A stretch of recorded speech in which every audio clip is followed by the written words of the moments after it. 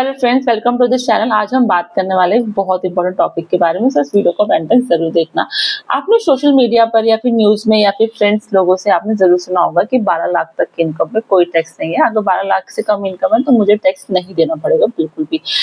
और मैं अगर आपको ये बताऊं ना, और इसी बात को सुनकर ना बहुत सारे जो टैक्स पेयर्स है ना वो कम्प्लीटली क्या है ना, कम्प्लीटली रिलैक्स हो चुके हैं कि मुझे तो मेरी इनकम तो 12 लाख से कम है टोटल में, तो मुझे कोई इनकम कोई टैक्स नहीं देना है। मगर जो आज का वीडियो है ना वो बहुत इंपॉर्टेंट है, और वीडियो देखने के बाद ना शायद आप अपने टैक्स कैलकुलेशन को आप दोबारा चेक करने वाले हो। सो फ्रेंड्स, क्योंकि ना मैं इसलिए कह रही हूँ क्योंकि जो रियलिटी है ना वो बहुत ज्यादा अलग है। सो फ्रेंड्स देखो, बहुत सारे लोग ना आज भी मुझे मैसेज करते हैं एज ए कंसल्टेंट कि मेरा जो टोटल इनकम है 12 लाख से कम है, राइट, तो मुझे फिर एक्स्ट्रा टैक्स क्यों देना पड़ रहा है?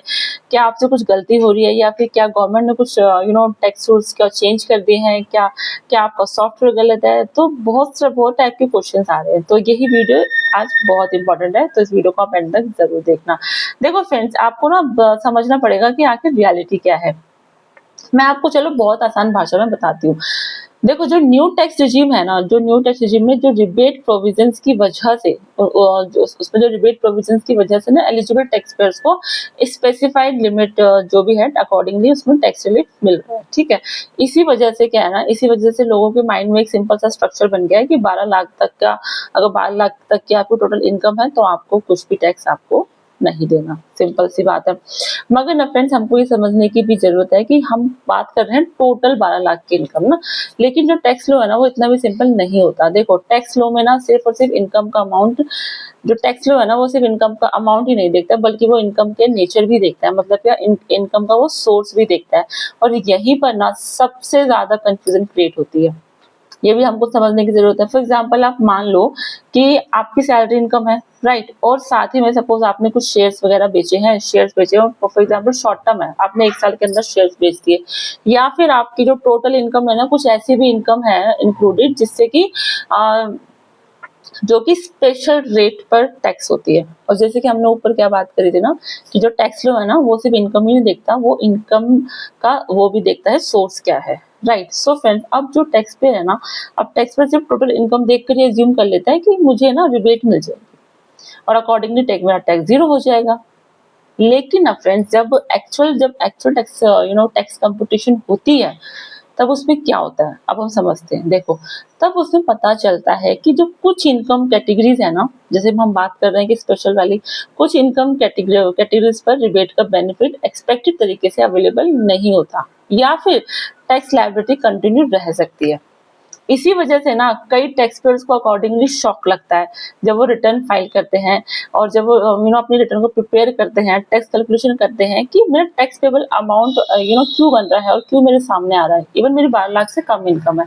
देखो, प्रॉब्लम ये नहीं है कि लोग गलत है, लोग गलत नहीं है, प्रॉब्लम ये है कि ना लोग सिर्फ हेडलाइन पढ़ते हैं, लोग सिर्फ ऊपर ऊपर पढ़ते हैं, लोगों को इनकम टैक्स समझना बहुत बोरिंग लगता है।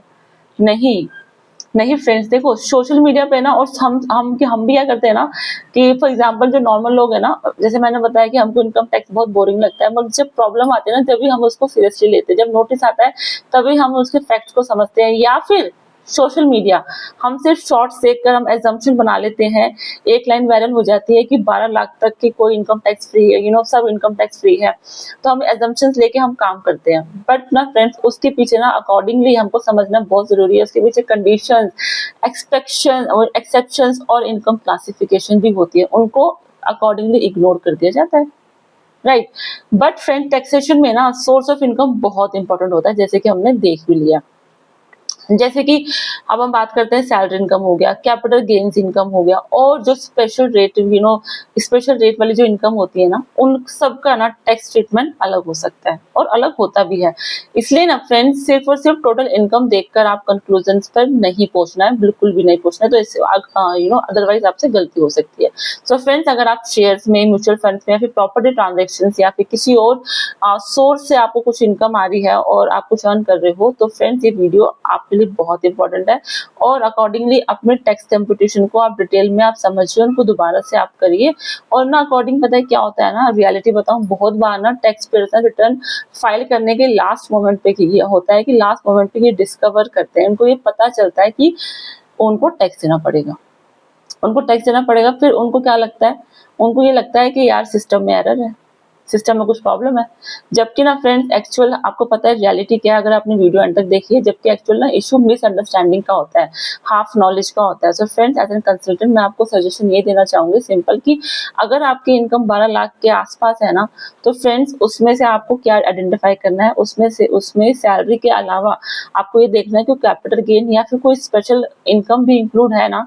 तो फ्रेंड्स आपको रिटर्न फाइल करने से पहले ना प्रॉपर आपको सेल्फ असेसमेंट टैक्स करना पड़ेगा, प्रॉपर टैक्स कैलकुलेशन आपको जरूर करनी पड़ेगी, राइट। सिर्फ और सिर्फ व्हाट्सएप फॉरवर्ड्स, रील्स या हेडलाइंस पर डिपेंड मत रहिए, ये बहुत रिस्की हो सकता है। देखो फ्रेंड्स टैक्स प्लानिंग जो होती है ना वो फैक्ट्स के बेसिस पर होती है, डिटेल में होती है, एजम्पशंस के बेसिस पर नहीं होती। ये हमको समझना एज एन टैक्स पेयर बहुत जरूरी है और आसान भी है समझना। और फ्रेंड्स आपको जरूर याद रखना है कि टैक्स लॉ में ना अमाउंट इंपॉर्टेंट है, लेकिन ना जैसे कि हमने देखा टैक्स लॉ में इनकम का नेचर उससे भी कहीं ज्यादा इंपॉर्टेंट होता है। सो फ्रेंड्स अगर आपके भी 12 लाख वाली टैक्स फ्री लिमिट को लेकर आप भी कंफ्यूज हो या फिर आप किसी को जानते हो वो कंफ्यूज है, तो इस वीडियो को आप सेव करो, शेयर करो अपने फ्रेंड्स रिलेटिव के साथ। और इसी तरह मुझे इस वीडियो को देखते रहिए और मुझे इस चैनल को सब्सक्राइब कीजिए। हम मिलते हैं नेक्स्ट वीडियो में with new more update. Thank you so much.